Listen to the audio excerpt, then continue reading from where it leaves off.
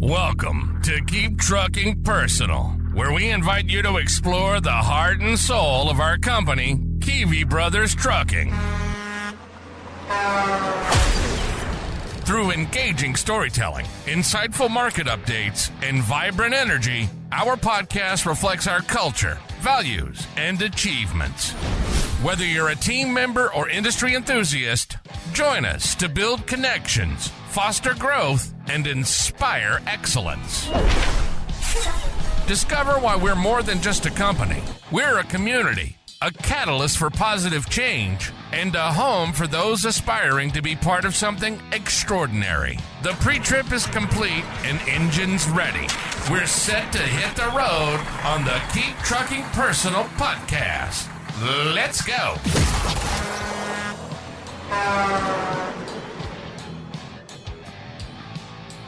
Hey, welcome to Keep Trucking Personal. My name is Tyler Kivi, and I'm your host. I have Derek Kivi and Michael Hansen with me today. How you guys doing? Great. Excited to be here. Yeah, well, I know last week I kind of talked that we're preparing. It's like preparing for the holidays. These last, we wrapped up October. It was a very busy month in collective, and now we are moving into November and holidays, and that's kind of what everything's built around. And I talked a little bit about, last week on drivers, they want to make more money, and when they call, it's kind of like, well, what do I do to make more money in this market? Because the market is soft, right? And it gets softer and construction slows down, and a lot of it is work hard. And it kind of spurred me to want to talk to you guys about work ethic and what it means to work hard in the trucking industry, and kind of what a legacy truck driver is or was, right? Like, that's some of the up for debate. What is the industry now compared to what it was, and where do we think it's headed? And I kind of want to ask from your guys' perspective, like, what do you think? What do you think on this work ethic as the industry as a whole? Like, when you see a driver rolling now, to roll it back 5 years, roll it back 10 years, roll it back to when you were in that seat. It's funny because I was talking to my dad the other day, and he was like just down. No drivers in specific, no company in specific, but he's down loading. My dad's pushing 70. He's down loading his load down at the Lake Superior warehouse.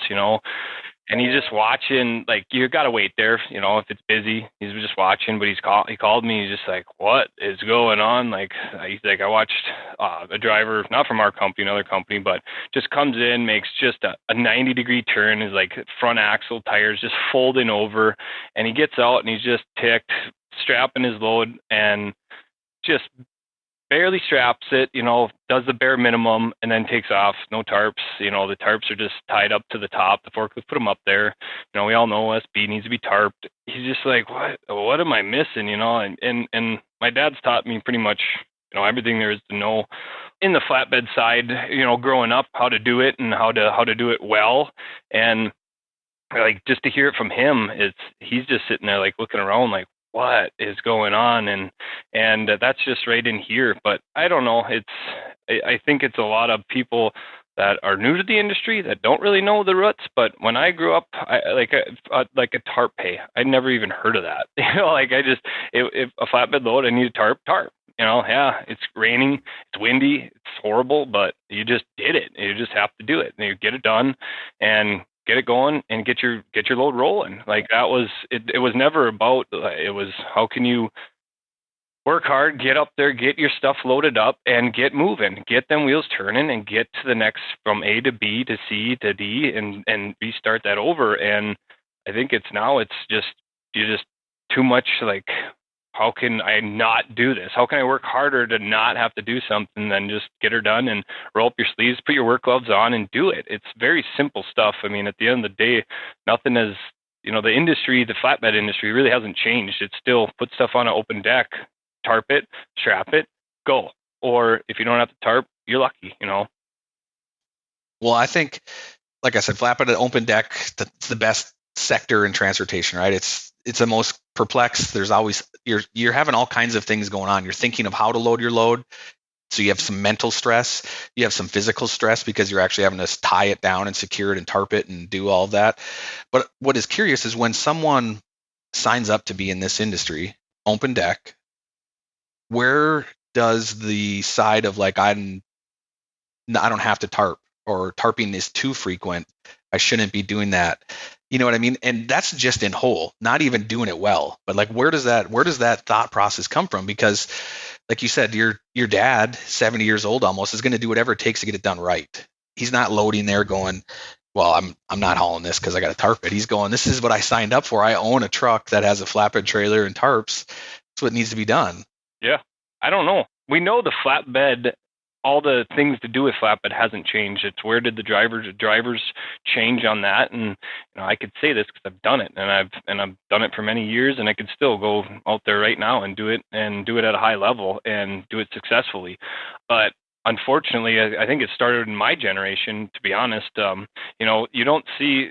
Most older drivers are still the good old boys. They're still out there. They're still just the salt of the earth. And I'm not saying everybody from my generation moving forward is like that, but majority of them, yeah.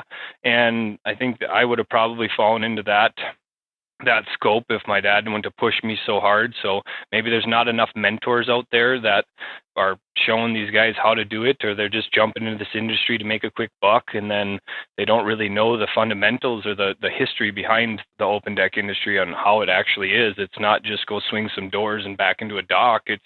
It's we work. This is what we do. And newsflash, you have to work hard in this sector. Yeah. You don't get to jump in and take the easy road. And sometimes the easy road is not where you make money in this sector. The path least traveled is where there's opportunity and nuggets to make money. Derek, I know you deal one-on-one with drivers day in and day out, right? And I feel like we have the best drivers in the industry, but we still have some that challenge the fact of, I don't want to do this or that. What do you see, and how does that make you feel just from what you know growing up? It's frustrating many of the times because you see what's there, and it's like, if you came to be a flatbed driver, obviously you come 9 times out of 10, it's because I want the challenge or the pay is higher. So people come from van, reefer, whatever it may be, and don't want to tarp, and almost instantly when it's, well, if it's got a tarp, I don't want to take it. Well, that's what this industry is. That's what we do, So if you want to do flatbed, tarping is just second nature. And growing up, to me, that if you had to tarp it, you tarped it, and life goes on. You tarp your load and away you go. I've never seen such a fight with so many times on loads that are flatbed loads and the drivers don't want to tarp, or I've been tarping too much. I know it's hard, it's not easy, but at the same time, if this is what you chose, this is what the job entails. It's not like, okay, you can come here, you can make primo, but by the way, you don't have to tarp either. Don't worry about it. What's funny is that, like, we're not here complaining about just our drivers, right? No. We go down the road. I probably look at every truck. I know you do the same. We're looking at the truck, trailer, commodity, what their setup looks like. We're investigating this truck going by every time you're going down the road. And I can't tell you how many times I see, since we're talking about tarp jobs that are so poor. You know what I mean? And you're sitting here going, like, let's talk about what inspired you, because I'm a proponent. I want young drivers in the industry. We want more drivers. Like, we just want to make sure that this does not go to an autonomous industry. We want to keep populating drivers. But when you're in it, where do you lose the motivation to do everything and do it well? You know what I mean? Like, we're talking about tarps focus, and you can see when somebody does a poor tarp job. And when you see a nice tarp job, you know that person is A, done it a lot, so they're good at it, or B, they're passionate about excelling at whatever they do. Mm-hmm. And it's kind of, I think it's kind of like the saying, and many people that are very successful will tell you, it doesn't matter if they're cleaning toilets, they're going to do it well. Doesn't matter if they're tarping loads, they're going to do it well to their ability, right? You're going to give it your all every time, over and over. And it's just such an interesting thought of where does it come from that you don't want to do it well? Like, it's almost more work to do it worse, honestly. Yeah, it makes it's awful. And the worst part of it is, depending on where the driver is and what load they're on, if you do a poor tarp job and now you wrecked your tarps, you just messed yourself up for your next load, or, various multiple next loads, because now they say, well, I can't tarp, my tarps are ripped up, or what have you. And it's just because of a poor tarp job on the first job, which then debilitates them to take the next load or the next load. And I think, sometimes people do get put into a bad situation with something they have to tarp. But I mean, we provide blankets moving blankets for protection. We have chunks of rubber. We have chunks of carpeting. We have all the stuff in the world for people to take. And yet half the time there it sits, so trying to encourage people to take some of that stuff. So you have that when these circumstances come up. So you're not wrecking the tarps, which in turn could potentially wreck your next load, but also just creates more cost. And I mean, we have people that are repairing tarps all 6 days a week, all day long. And that's all they do constantly. But there are some people that really do take pride in it. And I even had a driver not too long ago. Our tarp guys were actually out running some errands and gone and come and asked for tarp tape. And I didn't know where it was or have any. And he was upset. He's like, I need it. If I get a rip, I can't stop it. And, so I really commend that guy for taking that much pride in what he does and wanting to have, some more tarp tape. So if it does rip, and I'm like, well, grab some Gorilla tape. And he was like, well, that leaves glue residue and it's hard to patch when I bring it back to the tarp shop. So, I mean, just looking that far ahead was really, really nice to see, and I've seen guys out in the yard before rolling their tarps out and repairing them themselves in our yard. It doesn't happen that often, but there are guys that care about them and they know it's their tool. If you don't have that tool, you can't do your job. Well, and talking about a successful company, right? Tarps are expensive. Mike, what does a tarp cost, Michael? What's a set of 6 foot or 8 foot tarps cost? After decal, it's about, for a set, you're looking at about $800 to $900. $800, $900. Yeah. Like, think about, so I think sometimes it's so easy to get disconnected from what the actual costs or what the ramifications are of when something's flapping down the side of the road and tearing up. You know what I mean? It's, yes, in the moment, nobody's hurt.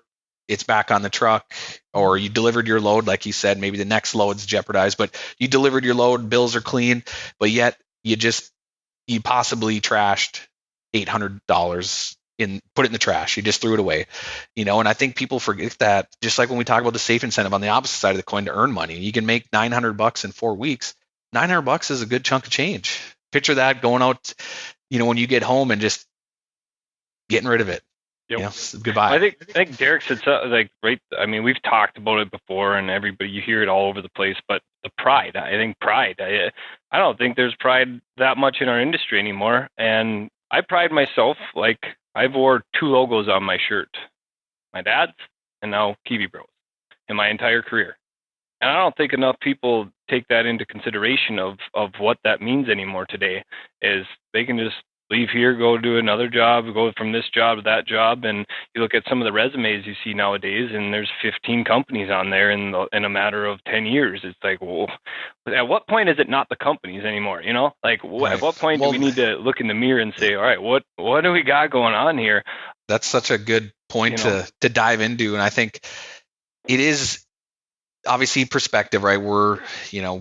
It's different for every person, but the revolving door that happens when pressure gets applied, right? Good things are made under pressure. And sometimes when situations don't work out, or it's not the ideal load, or maybe you don't want to tarp 3 loads back to back, throwing the towel in and moving and changing careers in an industry sometimes that we're all different, but there's a lot of, similarity. Like, we deal with challenges that are very high pressure often. And it could be from just customer related to safety accident related. Who knows where it falls in the spectrum. But if we were to just crumble under that each time and give up, we could be victim of that carousel. Like, why does that seem like the right idea?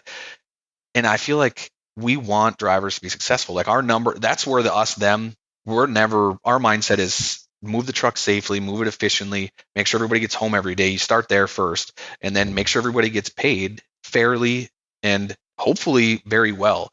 But when you run into these roadblocks like we're talking about, or somebody, when they're on the fence of, changing jobs because social media now lures you in.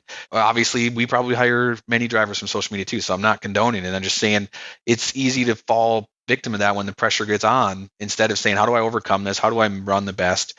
And I also have another story that's kind of interesting to think where some of the challenge in this market is we're not perfect. We know that. And there's been times where drivers have had, whether there's some waiting time or, some sort of situation with their load.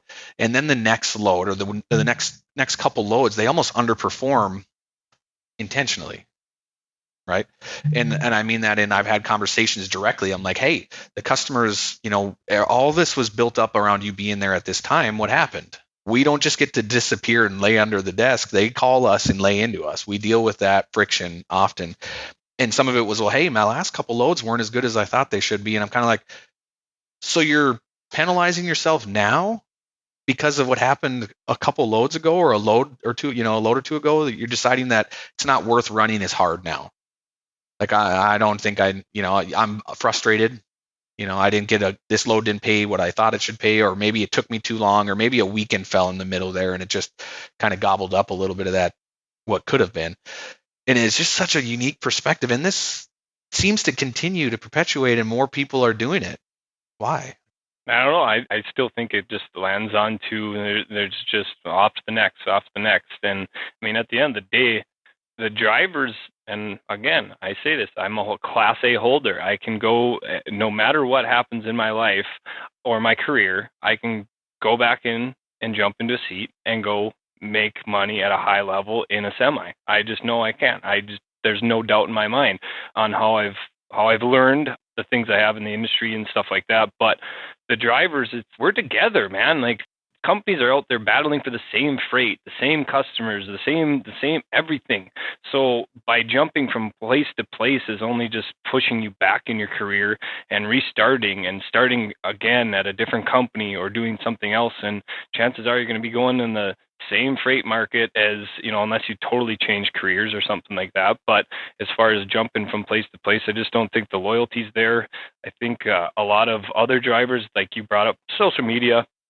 And yes, social media can be very good. We use it for trying to recruit drivers, but I also see a lot of drivers steering other drivers in wrong directions. Like, this is how you do it, and it's clearly wrong. Like, they know that. I seen a video, a guy and maybe I've said this before, so sorry if I'm repeating myself, but I've seen a video of people like, you pull this red button when you're driving down the highway for whatever, like at highway speeds, and it's like, why would you ever post something like that? You're not helping our industry. You're not helping develop drivers coming up that are just getting into our industry. It's, at what point does every driver think they were professionals the first day? It's like, people need to rewind and go back to remembering that first day you're in that truck. Your palms are sweaty. You're trying to make sure you're floating your gears right, because chances are it's probably a manual for people that weren't, I guess. But still, nevertheless, you got that big trailer behind you, and it's like, think back to the times that you were there and start helping other drivers and be supportive, because at the end of the day, it's our industry. I can't say that enough. I sound like a broken record,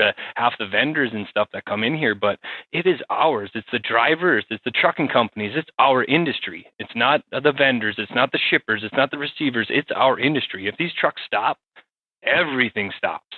Like, I don't think people really, drivers don't really understand the power in their hands when they're holding that wheel. We legit keep America moving. Like, there is I'd say America, the world. It's not even America. Like, sorry, I'm biased, America, but, Canada, Mexico. I mean, every single thing revolves around a semi.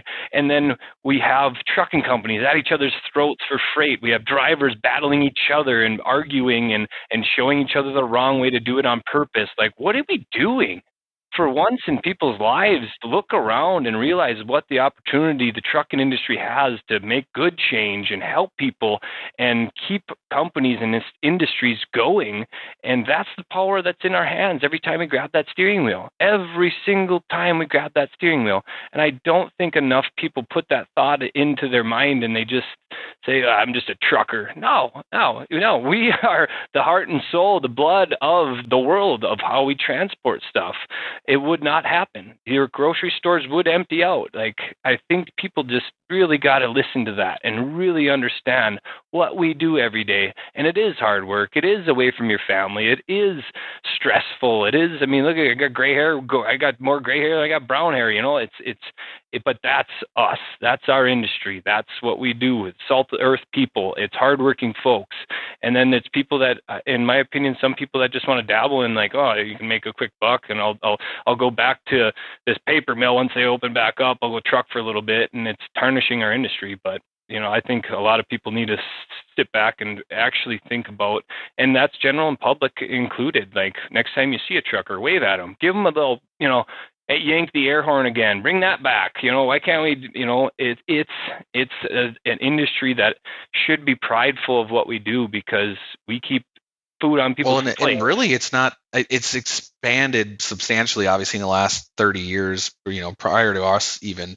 But before that, it was born and built on early mornings and hard work. Yep. Early mornings and hard work. Like, I remember growing up, my dad said, and it's funny because he still can barely use his cell phone fluently, right? He's not a technology guy, but he didn't need an alarm clock to get up at 2 a.m. every day. He was up at 2 a.m. every day. I know my grandpa's the same way. All my uncles, they still do it that are trucking. I know that's part of the joy of being a truck driver. Is you get the opportunity to be in control of the situation, right? You're out there deciding, okay, I'm going to stop here. I got to do this. You get to decide if you want to start early or you want to start late. And I don't mean that trucking has to start early for every load, right? It doesn't necessarily have to be that way. But after seeing a lot of drivers, after looking through the drivers that do really well and trying to unpack, like, we can go technologies, we can run analytics on everything. And sometimes it just comes down to they want to do the best they can at whatever it is they're given, right? And they prove it out. They ride the high tides, they ride the low tides. They're not trying to jump ship because of a little bit of pressure. They're saying, I get it. I'm buckled in. And, and like I was trying to say earlier, like, and you made a good point, only wore 2 polos, 2 logos, buckled in, head down. Same with Derek, right? He's ridden 1 polo. He probably still has the same polo from when he first got it. And you just sometimes got to get down and grind and get gritty and figure out what it's going to take to get it done, instead of that option of just see you later. You know what I mean? I'm going to try the next. Wash, rinse, repeat, and they just keep moving on. And it seems, in theory, you would think that like in some industries, that's like experience, grow the ladder, right? Hey, I've tapped out what I'm doing in this industry. But in truck driving, it seems it's lateral, like they're just moving, and sometimes it's lowering them because their transition pay is not there, right? So you quit somewhere, you move on, you start over, you got to learn that company. We figure it takes 60 to 90 days to get familiarized fully. Like, they keep doing that over and over, and sometimes multiple times a year. It's gonna be pretty stressful. And it's got to hit your pocketbook. I mean, how does it not? I mean, you got to remember, you're not at the top tier of that cents per mile or percentage or whichever. And it's like, you're just hurting more and more every time you jump, and you have no place to actually plant your roots. And at the end of the day, it's loyalty. Like, you can't say, you look at long-term drivers versus short-term drivers. It's like, long-term drivers, I know the name. Hey, how you doing? You come in, sit down, BS. And it's like, it is a good thing. But if you spend your whole year jumping from 4 companies because whatever, something doesn't go your way, truck breaks down, this had to tarp too many times, so you're going from flatbed company to flatbed company. Newsflash, I don't think the industry-wide driver realizes how much companies put into how to help the driver better. What initiatives, because it's still, you have to give in what you give out, right? If you want fuel mileage, that's money we don't have to spend out the tailpipe that we can share with drivers, and stuff, wrecking stuff or damaging things. It's not like we're just raking it in here. I mean, it's still, we have to be competitive and we have to be aggressive out there, and it's what you put in is what you get out every day. That pastor from the hurricane relief, 5% better. How can we be 5% better? Just wake up. How can we just be 5% better? And it's something I've thought about it since I heard him say it. Like, every day it's just, how can I be 5% better husband? How can I be a 5% better dad? How can I be a 5% better employee? It's something that if everybody just tried to be 5% better, and that loyalty comes back in. But the companies, I talk to lots of companies, and every single, even our own company, every day it's driver retention. What can we do to offer to make it better for the driver to get more money when the rates are low, when the industry's struggling? It's still, how can we put money back into them? And we got to run thin, we got to do this, but it's still always circled around the driver. And then I don't know if people are seeing that. And that's every company. I know most trucking companies are really good folks. I mean, they're good, hardworking people that built their way up from a driver. In most cases, of them are family. Most trucking companies are family started, right? They've been in generations after generations. Mm-hmm. Yeah, that's why it's, for me, is such an interesting thing, and I wanted to unpack, especially with you two, because you've both been in that hard work sector 7 days a week. Yes, we might not be gone every day from our families right now, but we work 7 days a week all the time. And I'm not trying to brag on that. I'm just trying to be relative, so people don't think, well, here's a few office jockeys that talk big. We really want to talk the talk, walk the walk. And, Derek, I think, were you out trucking a week ago? Yeah. Getting out there, and you got to go. You have to hold it. Like, it is as simple as we had said it, right? Like, sometimes we're picking and delivering freight, right? We're no better, and we're no higher, we're no less. We're all truck drivers here, and we're all here to support truck drivers. It feel good to get out there and at least burn a little diesel. I was actually kind of nervous with motive and everything, trying to mind my P's and Q's and make sure I hold up to my standards of what our drivers do. And I was a little sweaty palms, I guess you could call it. And then bumping a dock, I was pulling a dry van, which normally I'm used to pulling flatbeds. I mean, I've pulled very, very little dry vans. So as easy as it may sound, it actually was more nerve-wracking to me than pulling a flatbed. And it was all something I'd never done or went to that part of the customer. So it was fun, but definitely I got pinched on an off-ramp and had to go through town and a bunch of tight areas and turns. So I'm like, well, here we go. But it worked. We know trucking isn't easy, right? I think that's the testament that you're able to say, even right there locally in Duluth, that trucking still is not easy. It's definitely, I mean, obviously I was in Duluth, so I was where I knew where I was, but a lot of people, well, not a lot of people, probably vast majority of drivers nowadays, everybody relies on GPS, and man, those GPSs can send a truck in some gnarly places. So I give a lot of credit to these guys trying to figure out, because just for that example, I was on the freeway. What was I going to do? Lock up the brakes? I was in traffic and I couldn't get over. I mean, yeah, I could have tried to force my way, which a lot of times guys do, that I don't think is right or the correct way to do it. But there was nothing I could do. I had to just keep going the direction I was going, and then re-rack and figure out how to get to my destination. But I give these guys, I mean, I know they go through a lot of stress, but again, like you say, with starting early, one thing I wanted to note is a lot of businesses nowadays are only open from 8 to 2 or 8 to 3. And even 8 to 1, I'm seeing a lot of, because there's layoffs going on. Like, this industry is challenged. Yeah. And for these drivers that want to wake up at 8 o'clock in the morning, you're already debilitating your chances of getting your reload or getting anything. I was always taught, be there when they open, be prepared, depending on where you were going. If you knew you could start untarping, have your load untarped, be ready to get unloaded the minute they showed up, because you don't know what your next load is going to be. You don't know if there's going to be a traffic accident, if there's delays. All that stuff comes into factor. You missed that one pickup, now you just lost a day. And we all know once you lose a day, you're never going to get it back. Time is precious. And it's the most vulnerable now. Like you say, places closing at 1 o'clock, noon, so you got to be able to get empty and get reloaded in the same day. And I've even overheard some people within our office drivers saying, well, I don't unload and reload in the same day. It's like, what happened to efficiency and moving? I mean, nobody's going to make money if we drag it out and take 2 or 3 days to get a load. Now, I know sometimes there may not be a load waiting for you when you get empty, but when that opportunity is there, you should always be taking advantage of it. Yeah. And that's what I think is, like I said to that story earlier, I felt like, it was a stick it to the man, understood, right? Maybe he was upset, but I'm like, we're in this boat together. Still, no matter, this is like brothers, right? Like me and you, we can argue and get frustrated at each other. You still come together on a common goal. When I had a customer that I was trying to explain why we were late, they had cranes, right? That's not fun, because everything looked on par. And then it turned into, accountability. There wasn't extreme ownership. It was kind of lost. And it was like, why? Okay, like, let's unpack how we got here and what happened. And then it came kind of like, well, the last or 2 loads ago didn't pay me that well, and I just was kind of flabbergasted. Like, so we're going to roll downhill and lose opportunity because you were frustrated on a couple loads ago. And just like you said, some people might listen to what you said and say, well, then I should always have a reload planned, right? Or don't tell me that, be prepared. And some people are going to pick up on what you said and say, you're right. Like, this is the time of year to take every opportunity I can.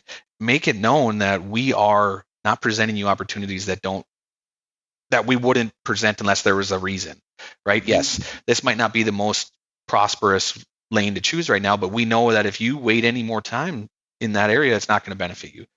So why not take advantage of what's given? And like I said, over and over, I can say it. I look at statistics. We try to figure out, where did the old mentality go of 11 hours? I have 11 hours to drive. Logbooks, it even used to be a little wonky because you'd have to be like, oh, what is, you're trying to do this. When did I get this? Nowadays, it's right in front of you. You got a clock. You're against the clock. And I'm not telling you to speed, but I'm telling you to use that. That is your paycheck. That is your paycheck. Yeah, it's crucial. And, we can't express it enough to, like you say, just get up early and be prepared for every single day, whether you have that reload or not. And a lot of these guys, well, I got up early for nothing. I'm waiting here, well, it's the opportunity that could have been that you have to be prepared for. Look at what we do just to come in the office every day to make sure we're prepared for these guys. I don't say, well, I woke up at 10, so wait till noon and I'll get you taken care of. We make sure we're here and available to do the best we can to give these guys every opportunity there is. So everybody just needs to stand together and put their commitment forward and take advantage of what, there's so little time in a day, and then the next thing you hear, well, I got to park by 3:00 because the truck stops are all full. So if you ain't rolling by 2, 3 in the morning, you ain't even getting your 11 hours of drive time in a day, So there's so many things that snowball into this just from hitting the snooze button and oversleeping. Well, that's what I'm trying to say. Like, we want drivers. We want drivers in this industry. We want new drivers up and coming. How do we make sure they know what that legacy driver is? Like, how do we take that status quo, a steering wheel holder, right? Like, that's what I think other drivers, they coin other drivers, you know what I mean? How do we get rid of that and say, I'm a truck driver, like Michael said, I'm passionate to be here. I'm going to work hard no matter what company I'm at. I'm going to give it my all.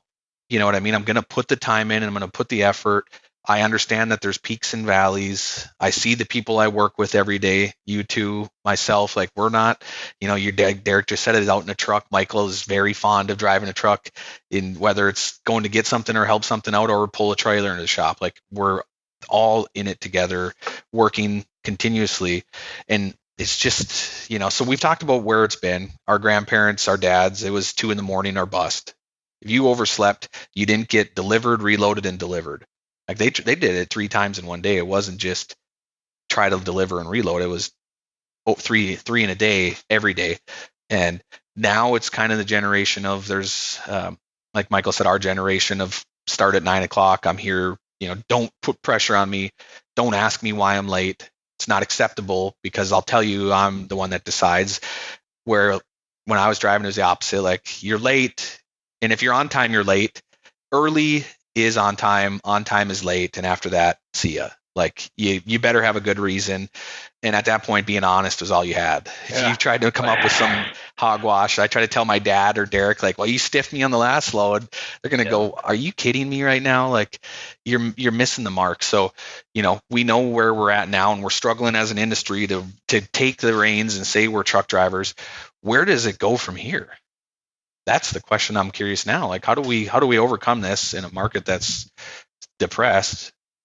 It's unity. I truly feel it's people need the driver pool out there needs to understand that it is still trucking, no matter what way, how advanced the trucks get, how advanced the technology gets, and things like that. It's still the roots. It's still drive. It's still pound. It's still work. It's still do the same thing, but it's a matter of if you want to have this industry or not. Can you imagine if it goes autonomous? I don't even know what the world will look like if trucks are driving themselves and you just have strap areas that you got to check straps and trailers that tell you if a strap or chain is loose. The technology's there. Just for people out there listening that don't think it is, I have had people in my office showing, like, designing. They have designed trailers with sensors in them to tell them if a strap's loose or a chain's loose or whichever. And it's coming, but it's up to us to just like look at the port. Look at the port on the East Coast. They went on strike because autonomous forklifts and all this other stuff is coming into play. Their jobs. And they're like, whoa, I want to work. I want this. So it's to the change. It's trucks that we had a really close office employee here that has been for many years that finally said, I'm done. I'm going back trucking. I'm sick of dealing with some of the drivers and dealing with it. And like Tyler said, when you were late for a load, there's accountability. I would look at my phone and I knew I was late, and then it's my dad calling. I'm like, oh my gosh, he's going to rip me a new one, and this is on me, man. And that's building foundation. Yeah, that's foundation at its core for trucking. You don't want it, and I think it's just like, I'm late. Okay, what are you gonna do? Fire me, or I'll just go work to jump onto this other crew? But that doesn't get us anywhere. It doesn't get anybody anywhere. And if we, want to still hold that steering wheel and go out and make a living and have a good industry that supports millions, we got to start changing ASAP. Bring back. You gotta work hard. You gotta when you're out on the road. If you're out on the road, just work. Work hard. There's nothing else to do. You don't go sit in a truck stop. Who cares about that? It's entertaining. Take the challenge sometimes, and go. But go and run. And then when you're not running, go enjoy your life. That's the American dream. You go work hard, and then when you're not working, you go play harder. You go be with your family. You go do that stuff. And if we all want that to stop, it's coming. It's coming. There's already routes that are autonomous, and that's sad to see because it's the industry I grew up in. And you've heard me many times, and just very passionate about our industry. And I say that our industry, nobody else's, not the OEMs, not anybody's. It is the truckers' industry. We are all truckers, and that's why I have no problem talking about this stuff, because I am a trucker. Yeah, it feels good to be in a group banded together that wants strength, right? And I enjoy having so our heavy haul team is obviously a smaller group, and as I'm working through that, I'm really passionate about focusing on high level work ethic. That's what sets you apart. We have drivers call all the time that say, I want to be in heavy haul division. And of course, right? Like if you are motivated to climb the ladder, some people are doing it because they see a bigger paycheck. Some people are doing it for the challenge. Whatever your motivation is, so be it. But the fact of the day is it is hard work. Like there's no lingo here to make this sound easier. Hard work sets you up for success. There's no other way to say it. If you don't work hard and you don't want to work hard at it, it's not the right division for you. You won't be successful. We've all heard it, and it's probably one of the best phrases you'll hear from myself, any other driver in this industry, or anybody. But when you're in a challenging situation or something like that, and you hear the old Larry the Cable guy saying, well, let's get her done. Let's just get her done, man. And that's like, all right, we got a guy. Let's do it. It just ramps you up. But all right, yeah, let's get this done. Let's go to work. That is a true statement in any position. Yeah. Like there's plenty of times when my workload it's continuous, right? The way transportation works is shipments keep coming, probably like any other industry, jobs, whatever you want to call it. But for us, shipments keep coming, repair orders keep coming. There's a certain spot where you can say, okay, I'll pile these up for here. And then there's a certain spot where you just got to get her done. Mm-hmm. For real. And it's challenged everyone. There's times where I'm like, okay, I have all this to do. I can do it tomorrow. And then I'm like, wait a minute. What I put aside today is going to just pile up tomorrow. Do it now. And you kind of just buckle in and do it. Feels good and you accomplish something.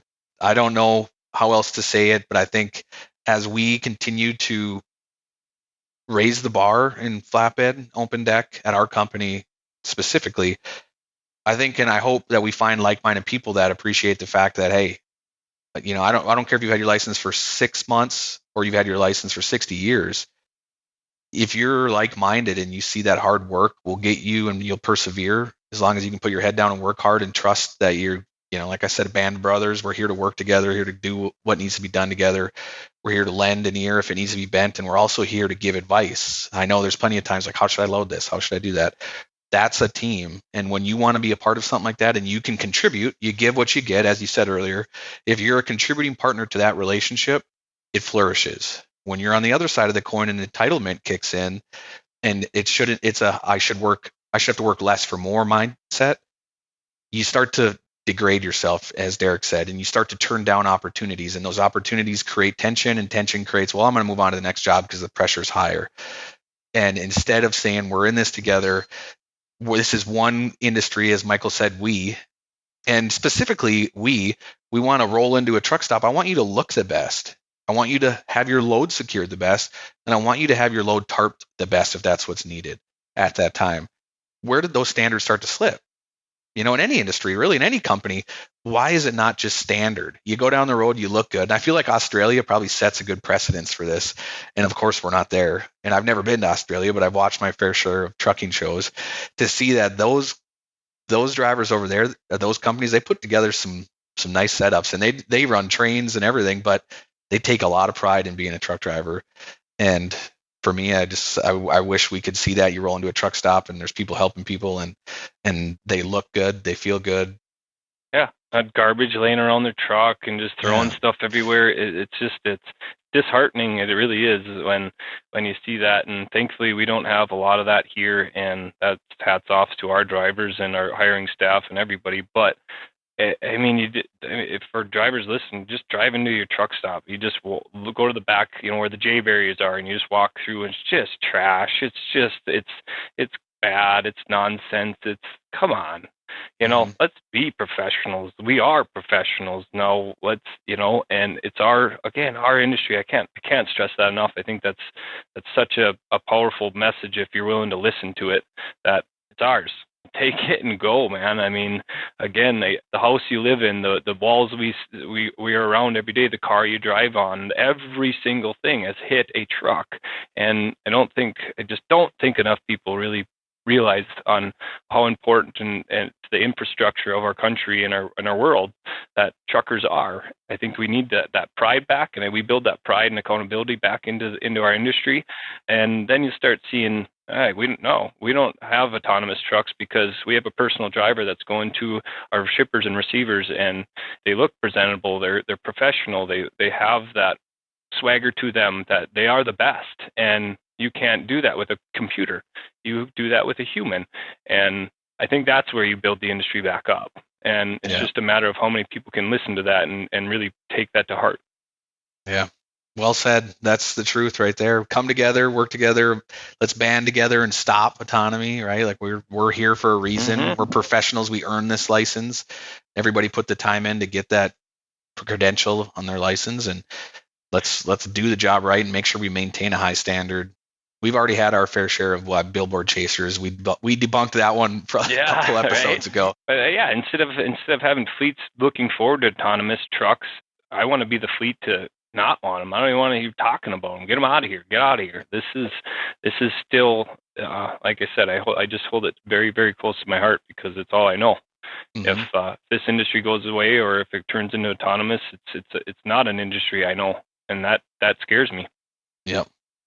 Yeah, definitely. Well, I think we've talked a lot about how we feel about trucking, what we see and what we're worried about, and some of the weak spots of. And like I said, I don't want to say that as Derek said, the 9 a.m. starts are bad. They have a place. They have a time and a place. But if we could recommend from a bird's eye view of what we see, set somebody up for success, it's work hard, get your gloves on. Michael said, you're on the road, just work hard. There's no other way to put it. If you get frustrated and you're turning down freight because you don't want to do the work, you lost. We lost, you lost. It's not just us, but everybody lost because we're already beyond the right spot.